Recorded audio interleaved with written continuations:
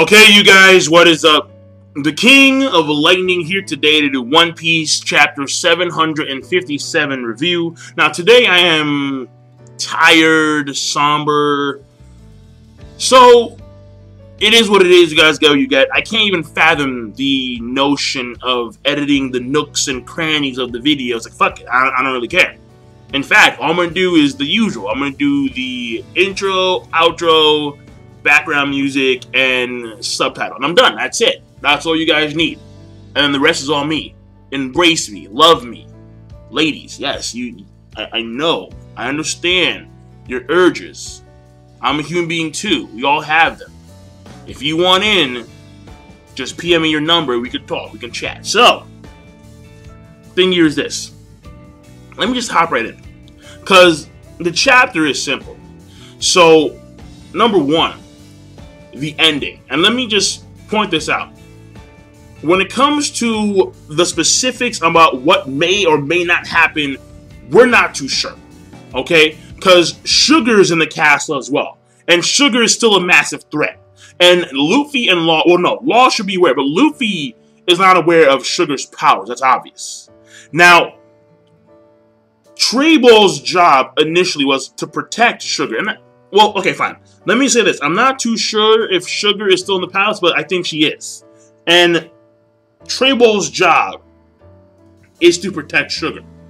So if you have Flamingo, Treyball, Sugar, three primary threats in the castle, then it may be a 2-on-3, which would be odd, but it is possible. However, the best option would be a 2-on-1. Now, if it is a 1-on-1, because that option is also possible. If it's going to be a 1-on-1, I would assume the 1-on-1 actually would be Law versus Flamingo again, yes. And the reason why I say that is this.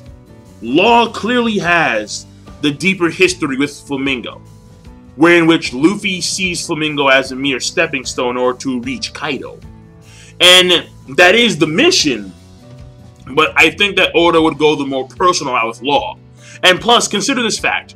Luffy has always fought, well not always, but there are a lot of villains that he's fought against, or bad guys, or antagonists that he's fought against multiple times. He's fought against Crocodile multiple times, but before he beat him the third time round. Caesar Clown, the same thing. And NL, the same thing as well. So, why can't Law do it? I mean, Law is, in essence, Luffy's greatest ally, and someone who is considered to be on the same tier as Luffy, so why not have him do what Luffy does all the time? Have, well, not, again, most of the time, or some of the times. He does it. God damn it, he does it. Where he lost the first time, but round 2 or round 3, he can pull it off. So that is possible as well. The 1-on-1 between Luffy and Flamingo, I don't know if that actually... Because Law was able to get a scratch on Luffy, while Law was able to get a scratch on Flamingo, while Luffy just got punked.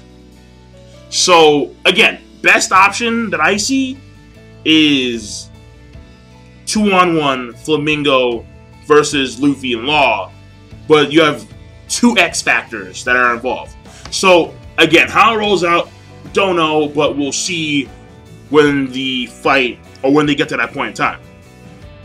Now, also, a very key point of the chapter is when Kiros, after he saves his daughter, and he's confronting Diamante, he turns to Rebecca and says, "You no longer have to fight." That, to me, I think is a clear sign that Rebecca is not the next Straw Hat. So you can cross off the list of potential Straw Hat members. Because if Daddy's home, and the daughter no longer has to fight, and she can now lead a life, a combat-free, stress-free, possibly, life, then why go off with the Straw Hats on an adventure? Which will be even more dangerous, because you're going to deal with even more powerful people, and even more crazy scenarios. And Rebecca doesn't have that quintessential dream factor, which is also why I think that Bartolomeo isn't going to be a strat. He can be like a forever fanboy, and because he has his own fucking crew. Like, to me, it mind fucks me because he has his own boys. I mean, granted, they're shitty because they got taken out by guys like Maynard, but still, he has his own boys. So, like, he can support Luffy when he needs support. Like, Luffy will have a Den Mushi, and he'll have, like, Bartolomeo on speed dial. Something like that. But, no, he's not joining the crew. There's no way. I mean, effectively speaking, Jinbei's a part of the crew. But Jinbei's off on his own missions, on his own side story. Saving Seekins and shit, whatever. So, and honestly, no, let me say that for another day. I know it's coming. But the point here is that it has to be female. Like, to me, it would throw me off so bad if the last two remaining, because it's supposed to be like 10 members, including himself. I think that was the original consensus about the amount of people on the Straw Hat crew. So you have Jinbei. He makes it 10 total. So that's one more person. So if it was another guy, that would shock me. I would be stunned. Like, whoa, seriously. Now that may come in Wano Kuni. Wano Kuni, they may meet a female samurai or whatever, and then she joins the crew because she has some kind of crazy ambition, something like that, some crazy goal. So again, where this pans out with that in the future, don't know. But Rebecca, given the words of Kiros in this chapter, I think it's safe to say, cross off the list. Now, maybe Violet can join the crew. That would be something crazy, because she has very cool powers. Yeah, she does. So, though it is a stretch. So, again, another day, another time. The next thing in the chapter I want to talk about. So, Bartolomeo showcases a new power that he... Well, not a new power, but he showcases his ability even further. And he's able to rearrange the barrier in certain ways, certain, like, structures. And he's able to create stairs, but he has a limited surface area. Like I said before in the live reaction, which is right here. It should have been right there all along. But if you don't know, now you know. My right, your left. The thing here is that he has the potential to become a lot stronger depending on his barrier usage. And we always point to guys like Crocodile and Enel who are extremely honed in their devil fruit prowess. And that's still one of the quintessential factors of combat, where even though in the new world hockey is becoming more and more relevant, being able to master, if you have it, devil fruit powers is still a priority. That's just the way it is. So you're gonna have two priorities. You're gonna have hockey training and devil fruit honage, and that's it. So Bartolomeo, he still has a long way to go, but but it's a very convenient and cool power. If he could actually do like let's say dual barriers, one for defense, one for offense, and then control them in like more maneuverable ways, that'd be pretty cool too. Like make them fly and stuff like that. Like Destructo Disc style barrier cutter, something like that, whatever.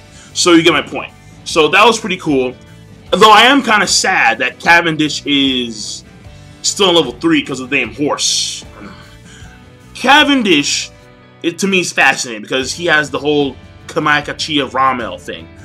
So if he were to hop in the fray, like for example, if they somehow finish up in this area, like if Gladius is beaten and then these toys are eradicated, these head cracker dolls, then they may have a chance to actually go help out Luffy and the others in the palace. So that may be a means of actually taking on Trebo and the others. And I can see if he can sustain this form, this Kamaikachi of Ramel, he could tussle easily with guys like Diamante and Trebo. Easy. Probably just one shot. Well, no, not one shot, but he'll take him out. He'll take him out quite easily. So, the next thing. Yeah, Fujitora is a monster. I mean, like, this is the part that I focus on the most in live reaction.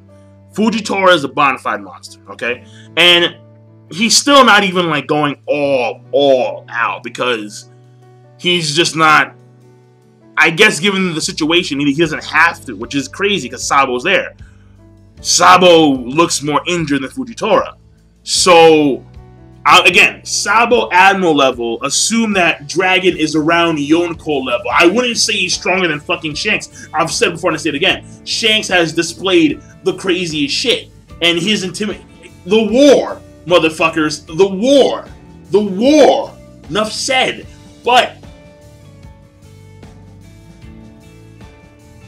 the fact that Fujitora, according to Sabo wanted to make Fujitora put more effort into the fight. And that's what he did when he did the whole horizontal gravity thing. But Fujitora still is probably holding back to such a large degree. Because Fujitora knows that this island has people. I can't destroy this country, obviously. So I'm going to hold the fuck back. But I guess in a sense, you could also say that Sabo, because he has a double fruit that he just got, he's still not accustomed to its powers. Which is true. But then you look at guys like Kaku, who are just pulling shit out of their ass, and they're being quite successful with their powers. So, I guess it depends on the person. Is Sabo a genius? Is he able to easily adapt to his powers? I mean, it's been a few hours, I would assume, since he first got them.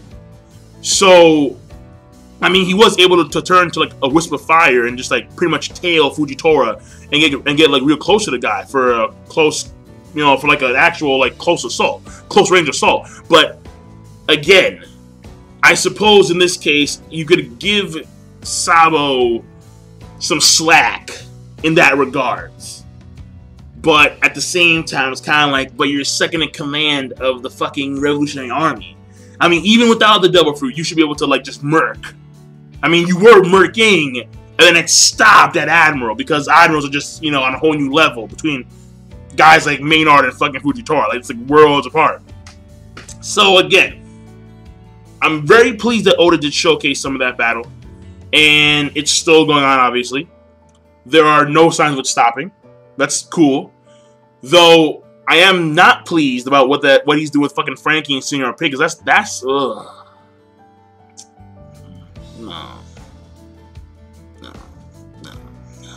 No, dog. It's just bad. It's just really, it's not appealing whatsoever, and it sucks because, again, Senior Pink and Frankie have potential to be a badass fight. Even if it was like just weird shit like diaper bombs and nipple light lasers, even if it was weird shit like that, it could still be beastly. But no, we're not going the beastly route, and I think that Oda has, unfortunately, completely deviated from Frankie's original roots. The thug, the underground gangster, the like the Ric Flair dude, like low blows when I have the chance to. No, I think he's completely deviated from that. And now Frankie's just some funny robot dude that does weird shit on occasion, who's a man's man. So whatever, who likes big women, whatever, okay? So, alright, I guess one day we'll get a good fight. So overall, the chapter. I like the chapter in a lot of avenues. I think it's a good plus to great chapter. And again, I think one of the key things here, Rebecca, she's off the list, gone. So now we can focus on Violet or Viola and see what happens with her. And probably not, but it's not impossible. You feel me? So overall, I'm done. King Lightning, rate the video, comment, subscribe. Peace. Have a nice day.